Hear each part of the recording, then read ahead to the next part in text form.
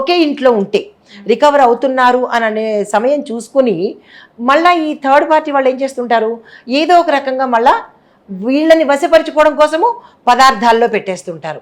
So it's a నిరంతర ప్రక్రియ అనమాట. తగ్గుతూ ఉంటుంది, ఆ స్పాన్ ఆఫ్ టైం తగ్గుతుండగానే వీళ్ళు గమనించుకుని మళ్ళా ఆమె ఇతనికి పెట్టేస్తూ ఇంక ఇలా సాగుతూ ఉంటుంది. కానీ వీళ్ళ లైఫ్ స్పాన్ మాత్రం షార్ట్ అయిపోతుంటుంది. ఏదో ఒక సమయంలో అన్ఎక్స్పెక్టెడ్గా చనిపోవడానికి అయితే దారితీస్తుంది అనమాట. ఓకే, దాన్ని అంటే వశీకరణ చేసినప్పుడు అంటే దాని నుంచి రికవరీ అవ్వాలంటే మనం దానికి ఏమైనా పరిష్కారం ఉంటుందంటారా? డెఫినెట్గా ఉంటుంది. అయితే ఈ తిన్న వ్యక్తి తెలుసుకోవాలి.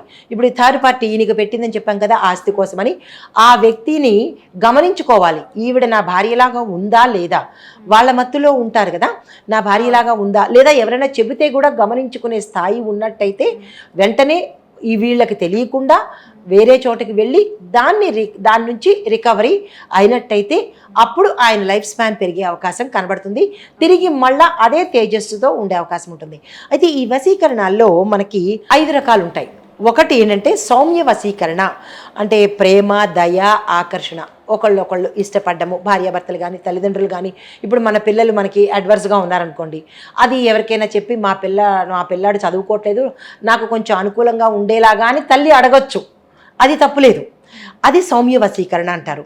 అయితే క్రూర వశీకరణ శత్రువులను మనస్సును బంధించడానికి విపరీత